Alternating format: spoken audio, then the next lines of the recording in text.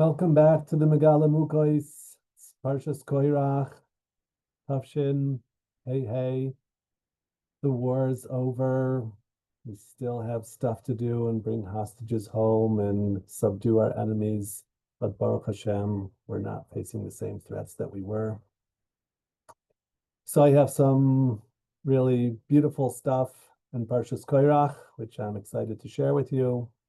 So let's get started. I've called it, Do We Want It? Completing the cycles of history, because history goes in cycles. So wanting it, holy yearning for Kedusha, for closeness to God. In Parshas Korach, there's rebellion against the leadership of Moshe Rabbeinu. Ultimately, they're rebelling against God. There's three groups besides Dasan Aviram and Korach. So there are 250 men, tzaddikim. They want to be Kohen Gadol. They want to be Makdir Ketores, and they're willing to give their lives for it, even if they know that they're going to die in the process. That's okay, because I just want that closeness to God. Achashoalti.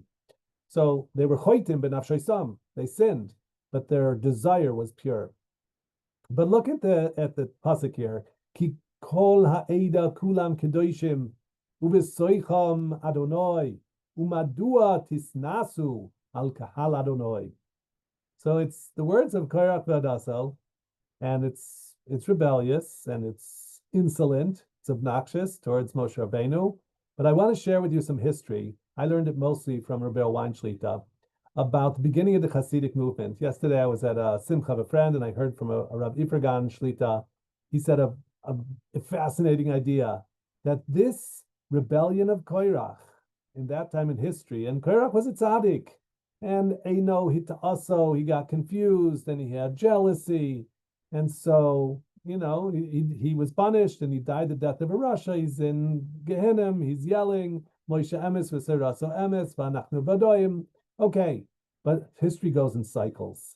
And so what Reb Divergan said is that this shita, this idea that all of Klal Yisrael, everyone is holy, there's Kedusha all around, and it doesn't need to be hierarchical. Rather, it's a flat structure. They talk about organizational structures which are steep or flat. And so Klal Yisrael could have flat structure. In fact, the Ramban says on the Parsha that although Chazal say the Bechorim had the kahuna before it was given to Shevet Levi, the Ramban says everybody has it. And just like on Obama, anybody can be Makri V'Korban, the Kedusha is in Klal Yisrael.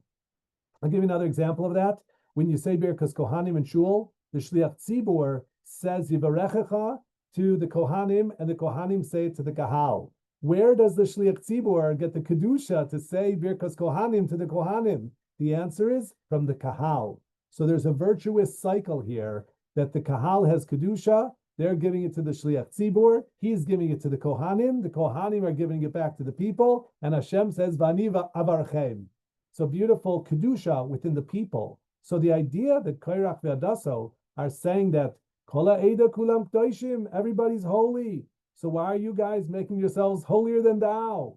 So we had that come back in Jewish history 300 years ago with the Baal Shem Tov. Okay, so fascinating to put the Baal Shem Tov in. I'm not saying Gilgal Neshamos Dafka, but I'm talking about koichos and ideas. And so the Baal Shem Tov is leading, and it was a rebellion.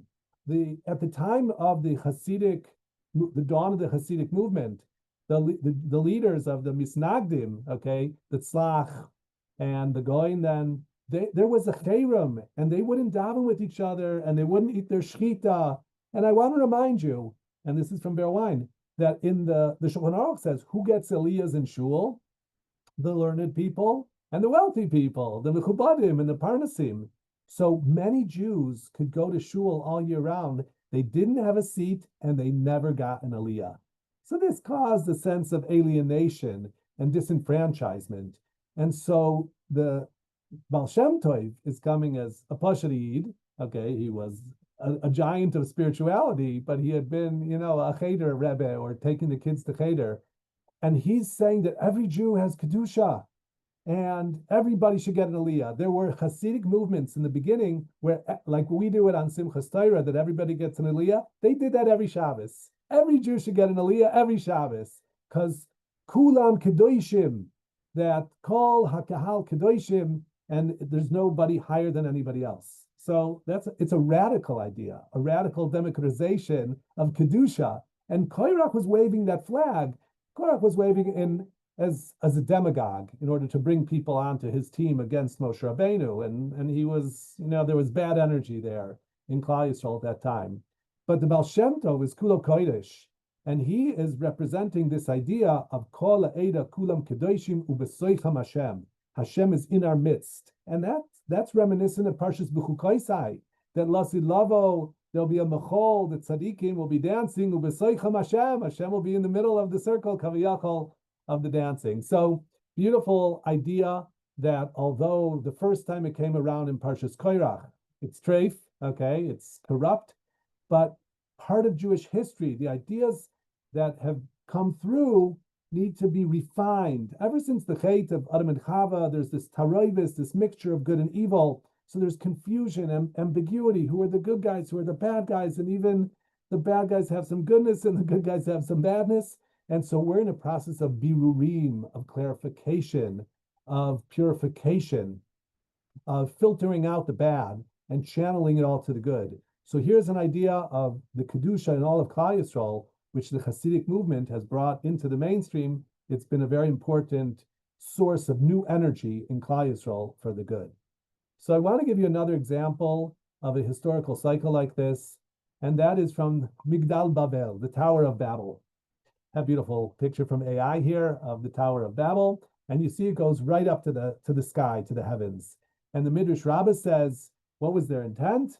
Bo v'nase lanu migdal, v'nase avodas kochavim b'roishoi, v'nitein cherev b'yada, utehei niris kilo oise imoi milchama. We're going to make this tower. At the top, we'll make an avodah zarah, we'll make a pagan, an idol. We'll put a sword in its hand, and it'll be as if it's making war on God.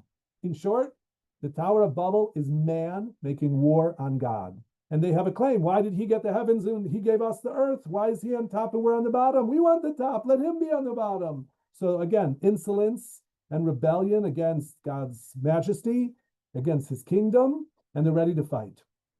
So that's a bad idea. But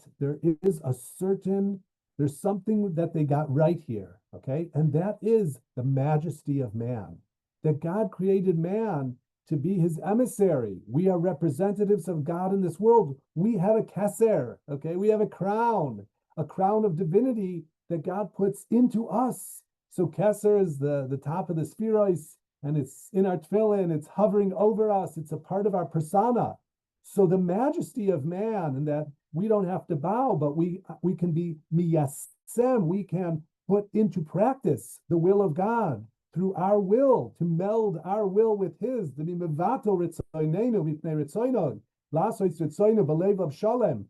God's will with a full heart. That's the tachlis. And so this is a davar nifla, something really wonderful. I saw it in Rav Tzadok Cohen Zatzal, and here's the idea. Famous Gemara in 4th Parak Bamitzia. Rabbi Eliezer and the Chachamim, what's called Tanur Da'achnoi. Okay, it's a technical question in Taharos, it's in Mishnayos Kelim, that if you make an oven and you separate pieces of the oven by sand, is it Mekabel Tuma or not Mekabel Tuma? So the Chachamim say it's Tameh, and Rabbi Eliezer says it's Tahor, and they bring proofs back and forth, and seemingly Rabbi Eliezer is right, but he's in the minority. And he proves it miraculously. He has a carob tree uprooting, and he has a spring of water reversing itself. He has the walls of the base of Midrash. He demands they come tumbling down, and Rabbi Yeshua stands on his legs and says, don't get involved in our fight between Talmidei Chachamim. You walls stand. And so the walls are leaning Tower of Pisa. The walls don't fall because of the honor of Yeshua, and they don't stand straight because of the honor of Rabbi Eliezer. So really intense machlokes bein Chochmei Yisrael about Dinei HaTorah, a particular din in Hilchos Tumah V'Tara. Until out comes a baskol. So HaKadosh Baruch Hu weighs in, and he says, Malachem etzel Eliezer b'ni shehalacha kamoisa b'kol makom. What are you guys talking about? The halacha is always like Rabbi Eliezer. He's right. So it's tahor. Amar Rav Yeshua Araglav, V'amar lo b'shamayim hi, karnitna Torah b'Sinai, v'achrei rabim lahatois. Sorry, God, we're not listening to you, because the Torah was given at Sinai at a particular point in history, and from that point on, we followed the Torah, and the Torah says majority wins. And the majority of the Chochmei Yisrael paskin that it's Tameh, so it's Tameh, regardless of what you, God, say. So what happened then, one of the sages found Eliyahu Navi, and he said, what did God say at that moment? What was God's response that the Chochmei Yisrael overruled him? And the Gemara says a davar nifla. Hashem said, Nitzchuni banai, nitzchuni banai. My children have defeated me. My children have overcome me. Okay, a nitzachon, a victory. My children have had the best of me.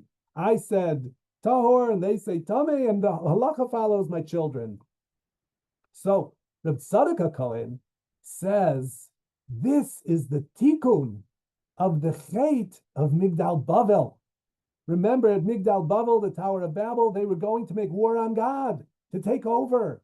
Well, look, in Talmud Bavli, and that's not a coincidence, it's called Talmud Bavli because it's from Bavel, okay, which is Iraq.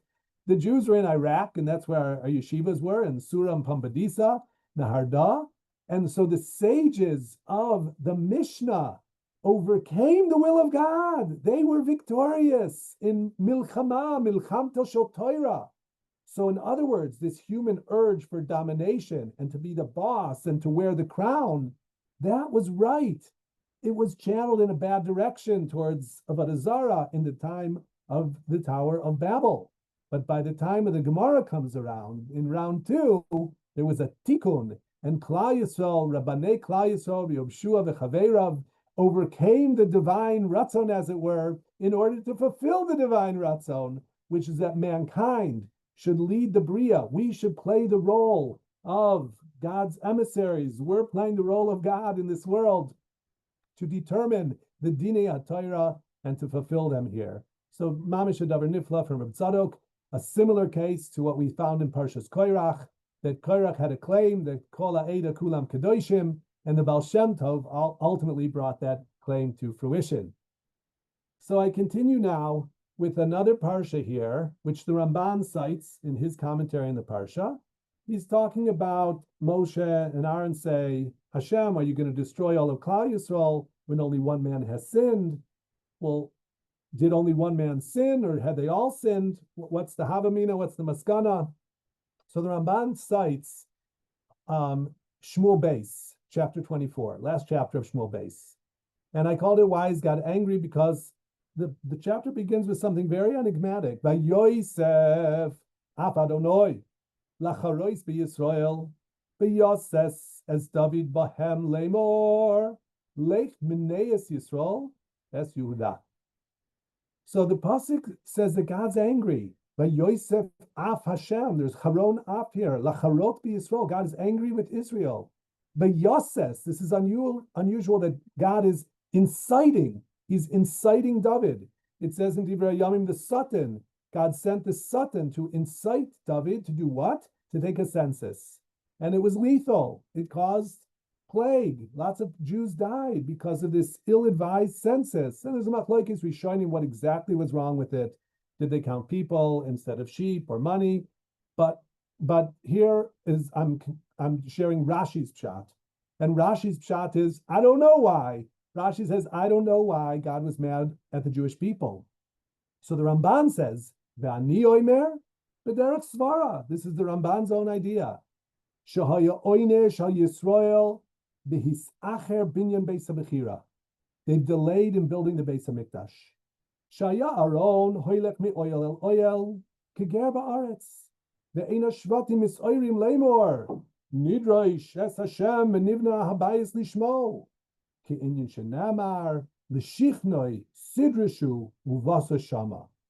Ramban says that the Jewish people in the time of David, or even in the time of Shaul, they should have aroused themselves and said, we got to build a Beis HaMikdash. The Aron Bris Hashem is traveling around from tent to tent. We now have a king. We have a palace. we got to build a Beis Hashem. We got to build God's house. And they failed to do so. And because of their failure to arouse themselves to build the Beis Hamikdash, Hashem was angry with them and incited David to take the census, which caused divine punishment. So I conclude by asking, do we want it enough? We definitely want Binyan Beis Hamikdash and Bias Mashiach for sure. Every one of us does. But do we want it enough? We're in the state of Israel. I'm in Yerushalayim, but we got to really want it. And I want to share with you something from current events. They found in the bunker, the hideout of the evil leaders of the Hamas, Yimach Shemam Zichram, that sending letters to the Iranians, to the Lebanese, and it says there, the Jews plan on destroying Al-Aqsa, and they're already bringing paradumas there. It says the Jews are bringing red heifers to the Temple Mount in preparation for the destruction of the mosque. So I don't know, that this is happening. There were some Jews who went there on Chag HaShavuos to wave the Shtei Alechem. I don't know if it's a good idea. I don't think so. But the ratzon, the kisufim, the yearning, the pasuk says, "Ki im ala makom asher yivchar Hashem Elokeichem mikol shevteichem lasum es shmo sham l'shichnoi sidreshu uvas hashama." We yearn for the Beis Hamikdash because we want Hashem Elokeinu, God is our God, to put His name there. Lasum et shmo sham. Okay, very powerful alliteration in the pasuk of God putting His name in our midst in the Beis Hamikdash. And what do we need to do? Sidrishu, drisha. We have to yearn for it. We have to ask for it. We have to daven for it. We have to cry over it. If we have that feeling that we need it, that we really want it more than anything in the world, God's closeness to dwell in our midst, then Bezrat Hashem, it'll happen soon in our days. Thanks for being here. Shabbat Shalom.